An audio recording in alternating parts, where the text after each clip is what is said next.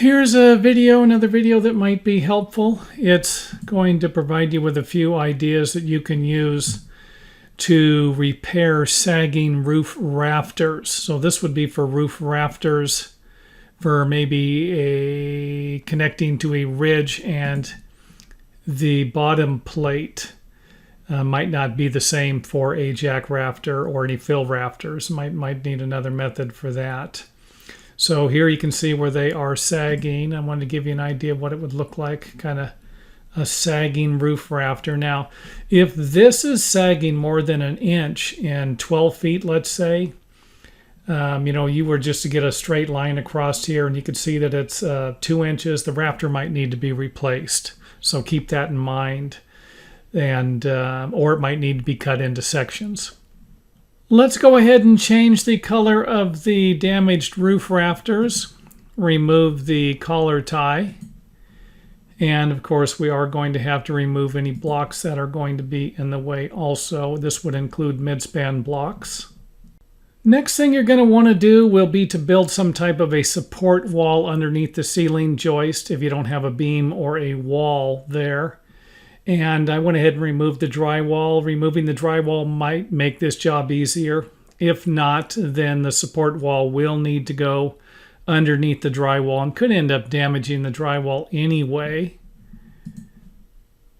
Again, you might have to get a little creative there with these, with what I'm doing here. And of course, the wall will need to be attached somehow securely. Put some type of a support beam. This will help transfer the load. And of course, the ceiling joists aren't always going to line up directly underneath a roof rafter. Make sure that these are, make sure that this beam is secured. And of course, you might need a few of these. You might need one here. You might need one about 2 feet away, and so on, to help you with the process. So don't be afraid to use a few of these to make your job easier. Give you an idea what it would look like from above. Let's go ahead and put our rafters in. Now, the rafters are going to need to be cut a little smaller at the bottom so that you can slide them in here. So you can see here where the rafters actually drop down. And of course the tail, we do not need the tail on the rafter. Now if the tail is damaged on the existing rafter, then by all means feel free to put a rafter tail in there if you can fit it in there. And then we are not going to have a plumb cut on the rafter like this, because we'll never get our rafter in. Now if you can get it in, great. But it's probably not going to help you much with this process. But if you can, like I said, go for it. So we will put our rafters in and support them with some type of a screw temporarily. And of course, the screw will be at the top. You can put a few screws in if you want for security.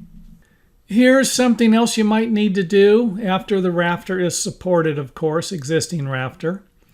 You might need to cut the rafter, or cut it into multiple sections, or actually cut some type of a wedge cut in it to give you some type of relief, so that you can raise the rafter. Some of these rafters are going to be bowed, and when you go to put your new rafter in, it won't flatten the roof out completely because of the pressure from this, from the shape of the existing roof rafter. Hope that makes sense. So you might need to cut it into sections depending upon how bad the sag is. And of course you might need additional supports, which I'm going to make another video on that. So I'll put a link here, or a link at the end of the video when that is done, to give you ideas about using beams and stuff like that to support roofs that are really in bad shape and that probably should be rebuilt. So a notch out of it like this, if you think about it, if we don't notch this, we leave it like this and we raise it, it's going to pinch right here at the bottom. if we cut some type of a groove out of it like this and we raise it, this part will come together, but at least it will be able to you'll be able to raise it. And you could always just cut a notch out of it. Cut a notch out of the rafter, something about a 1/2 inch wide. And then you could do that in sections also, because you need to use the existing rafters to transfer the nailing from the roof sheathing to your new rafters. That's the reason why this repair will actually work. If you just remove these rafters while you leave your roofing on and you install new roof rafters, then you're not going to have any nailing from the roof sheathing into the roof rafters. Hope that makes sense. And you will need to put some type of braces under these before you do cut them. This isn't always going to be the best method here, because it is going to be in the way of the jack. This will become a little clearer here in a few minutes when we get the jack into position. What I would recommend, instead of doing something like this, would be to have some boards, braces go all the way down to the concrete foundation. And if you have a subfloor with wood floor joist, then you might actually need to shore up the area in the crawl space or the basement also to transfer the load, so it's not too big of a load transferring down and creates problems for your floor or even damage it also. Now, I said you could use multiple beams like these. You could actually use one, move it about a foot away from here and then use it to shore everything up if you're not going to remove the drywall or the plastered ceiling. Just move one of these over about a foot or right next to it and then brace it up from there. That would probably work also. And here's one here with multiple braces if needed. And the beauty about these braces is that once everything is raised, you'll be able to put a shim underneath it as you're raising it for safety, just in case the jacks fail or it drops down for some reason. So you can always move everything a 1/2 inch or an inch, come and then put shims underneath everything and then raise it another 1/2 inch and so on through the process for safety. So there's what it would look like with your cuts if you needed them. And then it would be time to put the rafters in. Another thing I would recommend would be to install some type of blocks, and don't make these blocks too tight, otherwise they will bind. You can actually find yourself raising the roof rafters and have these blocks bind if they're too tight. So when I say too tight, you might want to give yourself about a 1/4 inch gap between them.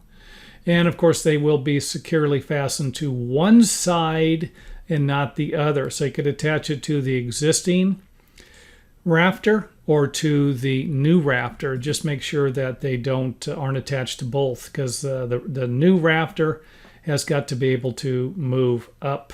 And of course, you can use screws so that they can be removed easily when you're done with them.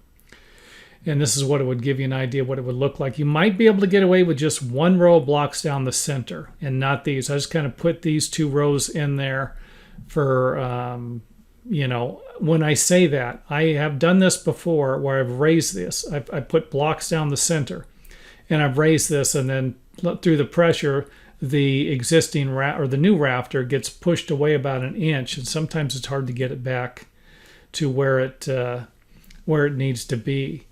Now, this is just an example of something you can come up with your own concoction here. The jacks with some type of a shaped block firmly attached to the new rafters. Some type of a shaped support beam here. And you can use the post here in the same way that you could use the supports for the existing rafters. As they are raised, you can install shims underneath them and for safety. And you would have something that would look like this, and then you raise everything up and it is ready for the next step. After the top is in the right spot, it wouldn't be a bad idea to install some type of screws. I wouldn't recommend nailing it at this point, even though you probably could. But you put some screws in and you need to move it. You're going to be able to take the screws out a lot easier than you could a few nails. And then, of course, you will need to raise the bottom of the rafter up and then install your shim underneath it. If you cut 3/4 of an inch off the bottom, then hopefully you're going to be able to get a 3/4 inch shim in here, but you might not be able to. You might only be able to get a 1/2 inch shim in here. Might be all that it's going to give. Again, these are repairs that you're going to have to adapt and get a little creative with as you go. Next step would be to install your blocks. And if you have to notch them over the shims, do so. If not, run the shim all the way across. And then once you have the bottom and the top where you want them, you can go ahead and nail the rafter with 16 D nails. If you can, stagger the nails 16 inches on center. That would be 16 inches on center this way. And then you would come into the middle of the 16 inches, go up, and then go 16 inches on center that way. But this is all going to depend upon where you cut the existing roof rafter, if the existing roof rafter had to be cut. Now, one last thing I would like to throw in here is that you might actually need to install a larger rafter.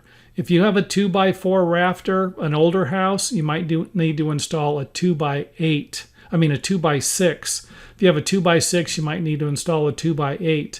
I mean, keep in mind that the rafter, if it is bowing, is failing.